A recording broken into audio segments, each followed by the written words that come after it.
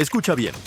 Durante años, absolutamente todos los aficionados al fútbol alrededor del mundo han deseado con fuerza, con desesperación incluso, poder reiniciar la carrera de Neymar, retroceder el tiempo y comenzar desde cero, como si pudiéramos tomar su historia y reescribirla desde el principio. Y entonces de pronto, sin previo aviso, apareció Yamal. Pero Yamal, lo que él realmente quiere, profundamente, es ser como Neymar. Lo admira, lo estudia, lo imita. Sin embargo, Desi Redouet, por otro lado, no quiere ser Neymar. Él es Neymar.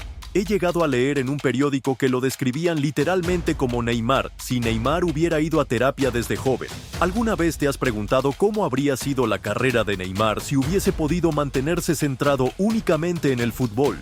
Sin dramas innecesarios, sin lesiones constantes, sin una nueva relación cada semana, sin escapadas caóticas al carnaval, sin ese caos que lo rodeaba siempre.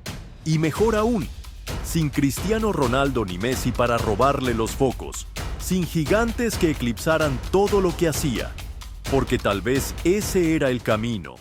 Este chico no solo imita sus celebraciones con precisión, es que llegó, como salido de otro mundo, directamente a una final de Champions League y jugó con un estilo idéntico al suyo.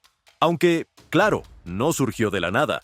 Mientras Yamal ha estado recibiendo gritos de Balón de Oro y acaparando titulares, Douai ha estado produciendo números prácticamente idénticos o incluso superiores, sin que nadie apenas lo mencione, sin el reconocimiento mediático que merece. Aquella final fue como un grito brutal, una sacudida dirigida al mundo entero. Fue su forma de decir, mírenme ya, porque quienes ya lo habían visto jugar ya sabían perfectamente quién era. Jed Spence, por ejemplo, estuvo cedido 6 meses en el Rennes hace 2 años y al regresar advirtió a todo el que lo escuchara. Ese chico es Neymar reencarnado. La gente suele bromear con que el nombre de Douai en francés significa dotado, como si fuera solo una coincidencia simpática. Pero créeme, Douai no solo tiene talento en el nombre, lleva el talento en la sangre, en cada movimiento. La primera vez que un ojeador lo vio, tenía apenas 5 años y ni siquiera estaba ahí para probarse. Solo esperaba al borde del campo mientras su hermano mayor hacía una prueba para entrar en la academia. Ni siquiera se permitía que niños tan pequeños pisaran las instalaciones del Rennes. Y aún así, jugando solo en una esquina completamente por su cuenta, fue capaz de impresionar a los técnicos al punto de que rompieron las normas internas del club, hablaron con sus padres y lo inscribieron directamente en el equipo sub-9. Cuando cumplió 10 años, el club ya lo llevaba a torneos internacionales como la FCGM Champions League, donde compiten canteras de élite como las del Barcelona, Chelsea, Juventus o el Manchester City. Y según palabras de su propio entrenador, ganó aquel torneo prácticamente él solo. Literalmente metió un gol de tiro libre desde la mitad del campo. Fue en ese instante cuando todos se dieron cuenta. Vale, este niño está en otra dimensión. Pero lo más sorprendente no es eso. Lo asombroso es que mientras la mayoría de academias habrían mimado y protegido a un talento así, el Rennes hizo lo contrario. Lo exigieron al máximo. Y eso que estamos hablando del mismo club que formó a estrellas como Wiltord, Silvestre, Gourcuff, Camavinga, Dembélé y Matistel. Pero con Douai fueron aún más allá. Con solo 11 años, según algunas fuentes, los entrenadores empezaron a preocuparse porque lo veían demasiado obsesionado con Neymar. Regateaba en exceso, provocaba a los defensores, asumía riesgos constantes. Así que decidieron intervenir. Lo forzaron a jugar como defensa central y además le prohibieron dar más de 2 toques cada vez que recibiera el balón. Esa decisión lo afectó profundamente. Según su propio padre, fue como si le aplicaran terapia de choque, algo que lo desestabilizó emocionalmente. Llegó a un punto en el que ya no quería ni jugar al fútbol y, siendo honestos, aquello pudo haber apagado su pasión para siempre. Pero no fue así. En lugar de venirse abajo, se adaptó con una rapidez increíble, volviéndose tan bueno jugando desde atrás que sus entrenadores ya no sabían cuál era realmente su mejor posición. Lo habían logrado. Habían tomado a un chico brillante, lleno de trucos, y lo habían transformado en un futbolista completo, equilibrado, maduro. pero ese logro sería tanto una bendición como una maldición. Para el año 2022, cuando todavía tenía apenas 16 años, Douai fue convocado para disputar el Campeonato Europeo Sub-17. Allí actuó como mediocampista central, haciendo de puente y conector entre dos promesas más del fútbol francés, Cere Marie y Mati Stel, y aún rodeado de tanto talento, logró destacarse como el eje del equipo. No solo abrió el torneo marcando los dos primeros goles del equipo, uno desde el punto de penalti ejecutado con sangre fría y el otro con un majestuoso tiro libre desde fuera del área, sino que en la final, cuando el equipo iba por detrás en el marcador, asistió el gol del empate, una jugada clave que terminaría dándoles el título. Su rostro apareció en todos los canales de televisión francesa, con repeticiones de sus jugadas transmitiéndose una y otra vez. Era la nueva joya del fútbol nacional. Y claro, el Rennes, traumatizado todavía por haber visto cómo se les escapaban figuras como Dembélé o Matistel, sin aprovecharlos al máximo, no podía permitirse repetir la historia. Así que, antes de que pasara lo mismo, se vieron prácticamente obligados a subir a Douai al primer equipo. Sin embargo, surgía la gran pregunta que nadie sabía responder con certeza. ¿Dónde debía jugar exactamente? La respuesta más honesta era también la más sorprendente: en cualquier parte. Douai podía jugar por ambas bandas, como extremo o interior, como delantero centro, como segundo punta, como mediapunta ofensivo o incluso como mediocentro defensivo. También podía hacer el rol de carrilero si se le pedía. No importaba en qué posición lo colocaran, mientras él estuviera sobre el césped, el rendimiento del equipo mejoraba y los récords caían. Solo 4 días después de su primera titularidad, se convirtió en el primer futbolista nacido en 2005 en marcar en una de las 5 grandes ligas europeas. Un mes más tarde, lo pusieron en un partido europeo, cuando el Rennes empataba contra el Dinamo de Kiev. Faltando apenas un minuto para el final, interceptó un pase, recorrió el campo como un rayo y clavó el gol de la victoria. Con ese tanto se convirtió en el jugador francés más joven de la historia en marcar en una competición europea. Pero lo que verdaderamente encendió a los aficionados y los convenció de que estaban ante un talento generacional ocurrió 3 días después. Lo ingresaron faltando solo 7 minutos en el Derby de Bretaña, un partido con alta tensión regional. Con su primer toque, controló un balón complicado y luego, sin pensarlo 2 veces, disparó una media volea que se coló en la escuadra. El entrenador explicaría más tarde que el estadio entero se vino abajo con ese gol. Sin embargo, Douai apenas celebró. Su reacción sorprendió a los comentaristas. Parecía alguien que había estado esperando ese momento durante mucho tiempo, conteniéndose. Y eso, viniendo de un chico de 17 años, era inquietante y admirable a partes iguales. No estábamos ante una promesa cualquiera. Los aficionados empezaron a compararlo con Neymar por su estilo alegre, creativo y eléctrico. Los informes de ojeadores hablaban de un jugador incisivo, impredecible, ambidiestro, creativo y con deseo constante de entretener, igual de diestro con ambos pies como lo es Dembélé, pero también lo describían como un futbolista físicamente imponente, polivalente y con una resistencia a la presión similar a la de Camavinga. En su primera temporada, una comparación inesperada pero repetida por muchos analistas fue la de Wayne Rooney. Uno de ellos llegó a escribir que su fuerza en el tren superior, combinada con una técnica fluida y elegante, solo podía compararse con la versión joven de Rooney. Era capaz de desconcertar a los defensores, pasando de ser un martillo a un bisturí con un simple movimiento de pies. Y como todo joven prodigio francés, también llegó el momento inevitable: las comparaciones con Zinedine Zidane. Lo describían como elegantemente bruto, ambidiestro y amante de la ruleta. Ese giro tan característico. Y ahí surgía una pregunta intrigante. ¿Cuándo fue la última vez que alguien describió a Neymar como un jugador físico, potente o robusto? Y más importante aún, ¿eso hacía a Douai mejor que Neymar o simplemente diferente? Una cosa era segura, definitivamente no lo hacía peor. Y si todo esto te hace cuestionar si las comparaciones con Neymar tenían alguna legitimidad desde el principio, entonces espera a escuchar cómo terminó Douai su temporada. En uno de los momentos más comentados del año, fue sustituido apenas 18 minutos después de haber ingresado como suplente. El entrenador Bruno Genesio justificó la decisión alegando que Douay estaba jugando como si estuviera en el patio del colegio, como si estuviera improvisando con amigos y no entendiera la seriedad del contexto profesional. A partir de ese instante, prácticamente lo borró de los últimos partidos de la temporada, dejándolo sin minutos. Todo esto a pesar de que, estadísticamente, Douay había promediado más regates exitosos por cada 90 minutos que Lionel Messi en la misma liga. Aún así, las críticas seguían, y muchos comenzaron a preguntarse si había algo roto en su relación con el cuerpo técnico. Mientras tanto, clubes como el Newcastle ya estaban presentando ofertas de 12 millones de libras por él. Revistas deportivas británicas escribían que, si Douay aterrizaba en la Premier League, estaría entre los mejores regateadores de toda la competición. Había incluso columnas enteras dedicadas a su famosa ruleta, esa jugada con giro de 360 grados que, según los periodistas, dejaba a los defensores clavados al suelo como si estuvieran atrapados en la pista de baile de una discoteca sucia y pegajosa. A quienes dudaban, les decían que bastaba con ver sus vídeos para entender.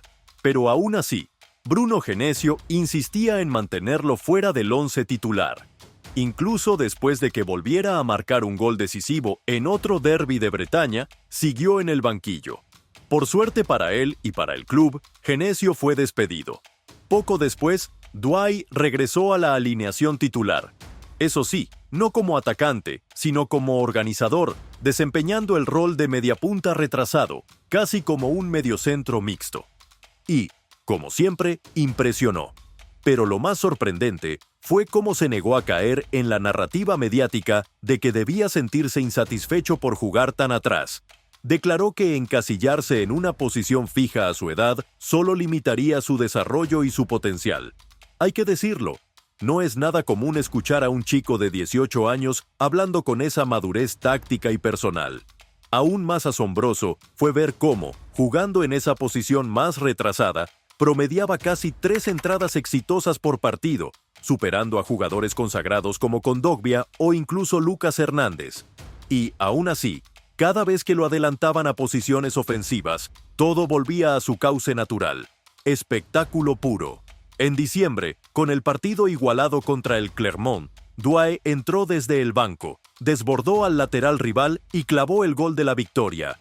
En enero, lo soltaron contra el Lyon, y casi instantáneamente le robó el balón a Ryan Cherki, avanzó sin miedo y asistió a Martin Terrier para abrir el marcador. Más tarde, aprovechó un contraataque, recortó hacia adentro y soltó un disparo brutal desde fuera del área que sentenció el 3-2 antes de que el Lyon pudiera siquiera reaccionar. Al mes siguiente, volvió a entrar contra el Clermont y en cuestión de segundos había dejado atrás a la defensa y entregado otra asistencia más. Para cuando se enfrentaron al Toulouse, ya nadie se sorprendía. En ese encuentro, simplemente humilló al lateral rival, rompiéndole los tobillos con un regate demoledor, corrió por la banda y remató desde un ángulo que parecía imposible. Los periodistas ya le preguntaban al entrenador si realmente esperaban volver a ver a Douay con la camiseta del Rennes. Y efectivamente, una vez se marchó a los Juegos Olímpicos, su etapa allí ya se sentía concluida. En los Juegos Olímpicos, bajo la dirección de Thierry Henry, Douay pasó la mayor parte del tiempo en el banquillo, relegado a un rol secundario pese a sus credenciales. Aún así, en la única ocasión en la que fue titular, respondió de forma categórica, marcó un gol y fue elegido como el mejor jugador del partido, demostrando que, aunque lo mantuvieran apartado, su talento era imposible de ignorar. En la semifinal, cuando Francia ya se preparaba para la prórroga, Henry lo mandó al campo. Aunque su entrada fue algo torpe y su energía parecía descontrolada, acabó dando la asistencia para el último gol que selló su pase a la final. Fue una intervención decisiva, inesperada, de esas que cambian el rumbo de un torneo en segundos. Y aunque Francia terminó llevándose la medalla de plata, Douay había dejado una impresión lo suficientemente potente como para que el Rennes rechazara sin dudar múltiples ofertas que oscilaban entre los 30 y los 40 millones de euros, todas provenientes de equipos grandes de la Premier League. La batalla por su fichaje se redujo finalmente a 3 gigantes: Bayern Múnich, Barcelona y Paris Saint-Germain. Fue Luis Enrique quien logró convencer a la directiva del PSG de apostar fuerte. Dijo que estaban ante un diamante en bruto, un jugador que necesitaban urgentemente ahora que Mbappé se marchaba y el club apostaba por un nuevo modelo. Construir un equipo de antiestrellas, sin egos desmedidos, centrado en el colectivo. Es interesante recordar cómo el Barcelona, enfrascado en su persecución obsesiva por Nico Williams, dejó pasar la oportunidad de juntar a Douai con Yamal. Al final, se conformaron con Dani Olmo, una decisión que para muchos recordó errores pasados del club catalán. Mientras tanto, en el ecosistema del fútbol francés, los nombres que más resonaban como figuras centrales del futuro eran Matisse Tel, Barcola e incluso Serremy. Douai, por su parte, llegaba al PSG con un rol mucho más discreto. No estaba destinado a ser el protagonista, sino un jugador de rotación. Un joven más en una plantilla repleta de nombres. El mensaje fue claro desde el primer día. No tendría un rol estelar. Eso quedó evidente incluso en su elección de dorsal, el número 14, que él mismo explicó que lo usaba en homenaje a Blaise Matuidi, un jugador de sacrificio, entrega y trabajo silencioso. Lo que ocurrió durante su primer año en París no lo tenía escrito nadie. Ni siquiera sus admiradores más fieles lo veían venir. Los primeros meses fueron duros. Le costaba adaptarse, el equipo no encontraba fluidez, y él parecía invisible dentro del sistema. Tardó hasta diciembre para marcar su primer gol con su nuevo club. En cuanto a asistencias, solo llevaba una, y eso era preocupante para todos. Decir que estaba pasando por un mal momento sería quedarse corto. La frustración era evidente en su lenguaje corporal, y muchos se preguntaban si el PSG había cometido un error con su fichaje. Pero entonces, algo cambió. En los siguientes 5 meses, Douai firmó 30 contribuciones directas a gol. 30. Esa cifra sería impresionante para cualquier futbolista, incluso para uno ya consolidado, pero para un adolescente en su temporada debut era simplemente extraordinario. Todo empezó con una actuación impresionante contra el RB Salzburgo, entrando desde el banquillo cuando el equipo no encontraba cómo marcar. Primero asistió a Nuno Méndez y luego él mismo firmó un gol decisivo. Fue una exhibición breve pero poderosa, suficiente para que lo colocaran como titular 5 días más tarde, en un duelo contra el Olympique de Lyon.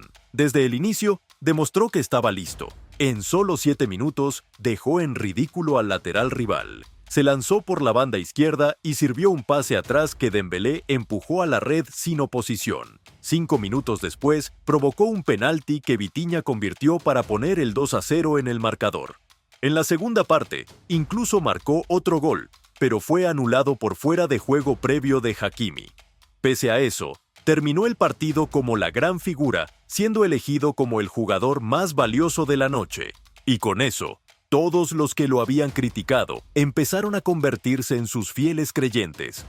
Con la llegada del mercado de invierno, las voces empezaron a elevarse. Algunos dentro del club e incluso parte de la prensa se preguntaban si no sería mejor olvidarse del fichaje de Kvaratskhelia y apostar por Douai como la gran pieza ofensiva del proyecto.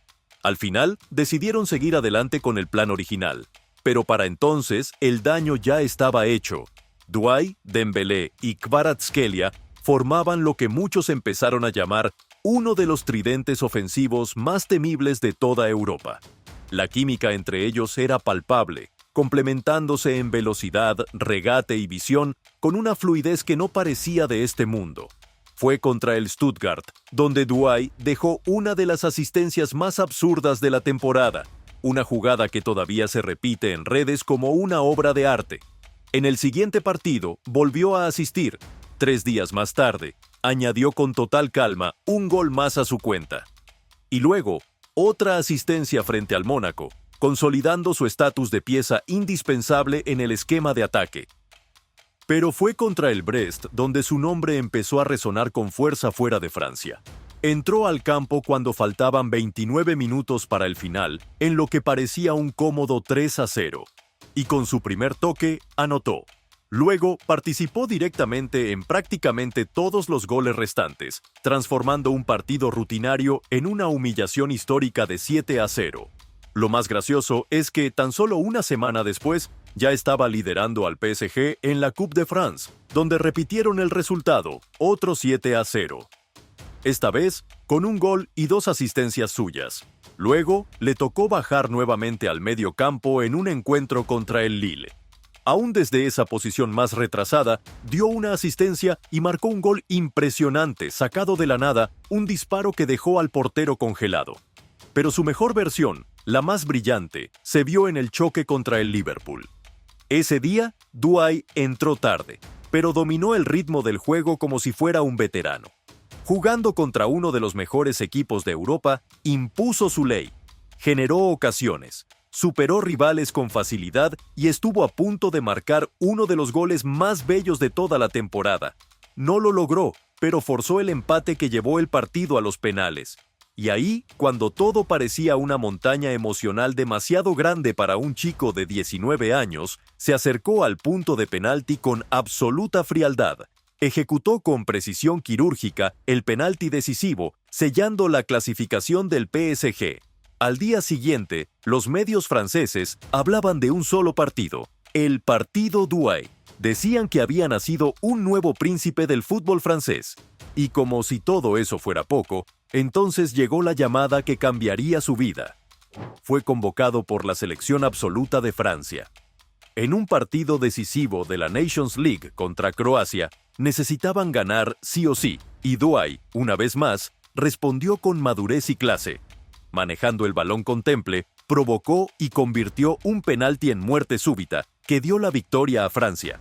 Fue el primer jugador menor de 20 años en la historia en ejecutar un penalti para Francia en una tanda decisiva. Y lo hizo en su debut absoluto. En ese momento ya no había duda alguna. Tel, Barcola, todos habían quedado atrás. Douay los había dejado en el polvo en cuestión de meses. Después de esa actuación monumental con la selección, todo se aceleró.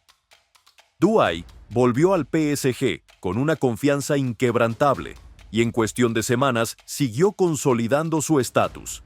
Marcó 2 auténticos golazos contra el Saint-Étienne, ambos con una técnica impecable y celebraciones que, por su estilo sobrio y contenido, terminaron viralizándose por todo Internet. En ese momento, fue elegido Jugador del Mes en la Ligue 1, un reconocimiento que ya no sorprendía a nadie. Era el mejor sobre el campo cada vez que pisaba el césped. Pero no se detuvo ahí. En sus siguientes 4 titularidades consecutivas, marcó 4 goles más. Gol tras gol, asistencia tras asistencia, su influencia se hacía imposible de ignorar.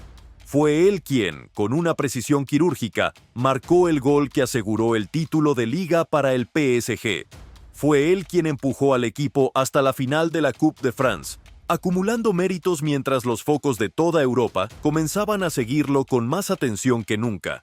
Y entonces llegó la Champions League, y con ella, el escenario más grande, el más exigente. En los cuartos de final, Douay marcó uno de los goles de la temporada. Fue una jugada de otro planeta, un disparo inatajable desde fuera del área que desató la locura en el estadio y dejó a sus rivales paralizados.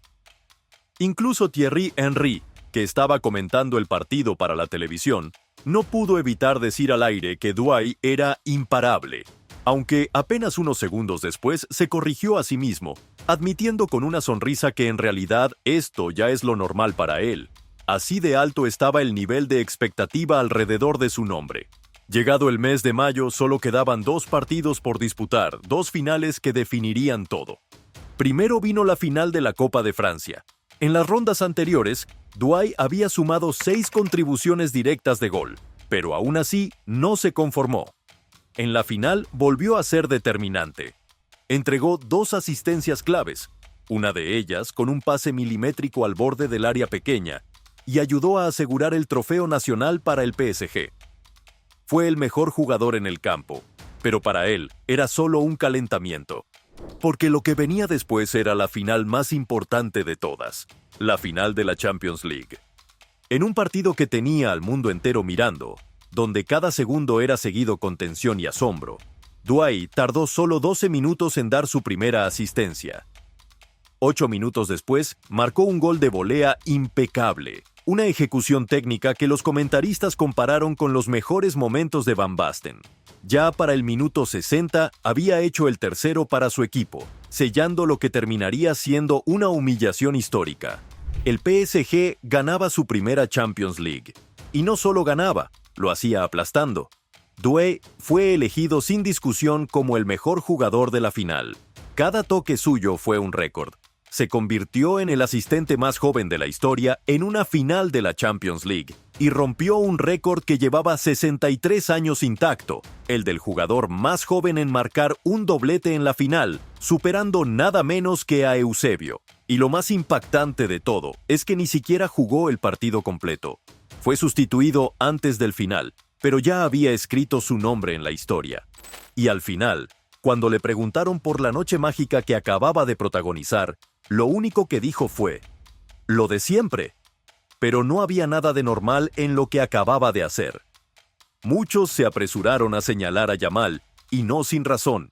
Nadie niega que el joven prodigio del Barcelona también ha deslumbrado al mundo entero, pero solo por un momento, como ejercicio mental, vale la pena considerar algo.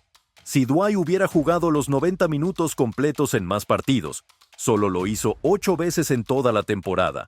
Y si hubiese tenido la misma cantidad total de minutos en cancha que Yamal, sus estadísticas lo habrían proyectado a terminar el año con aproximadamente 45 contribuciones de gol. 45.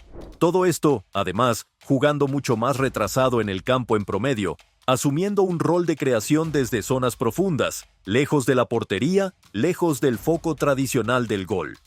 Y aún así, cada vez que Dwight recibía el balón, algo pasaba. La defensa retrocedía. El estadio contenía la respiración. Era esa sensación eléctrica que solo provocan los jugadores especiales. A pesar de las diferencias de posición, estilo y contexto, los informes de ojeadores sobre Dwight y Yamal siguen siendo inquietantemente similares. Ambos son ambidiestros, tienen regate, visión, valentía, personalidad, desequilibrio, técnica. Pero hay una diferencia fundamental. En el apartado defensivo, Dwight está en un nivel completamente distinto. Su entrega sin balón, su capacidad para leer jugadas, su energía para presionar, su compromiso táctico, todo lo sitúa en un escalón más alto que la mayoría de los extremos o mediapuntas de su edad. En resumen, para los fanáticos de Neymar, para aquellos que han pasado una década imaginando a un heredero legítimo, que no solo posea la magia, sino también el carácter, el sacrificio, el aguante, Dwight es la respuesta. Es el jugador que parece haber llegado para disputarle el trono a cualquiera. No es un imitador, es una evolución, un talento sin techo, con un abanico de virtudes que lo preparan para dominar el fútbol europeo durante años. Si el futuro será una batalla generacional entre Yamal y Dwight, entre la técnica cerebral de uno y la fuerza versátil del otro, entonces, por favor, apúntame ya. Yo me suscribo. Estoy dentro.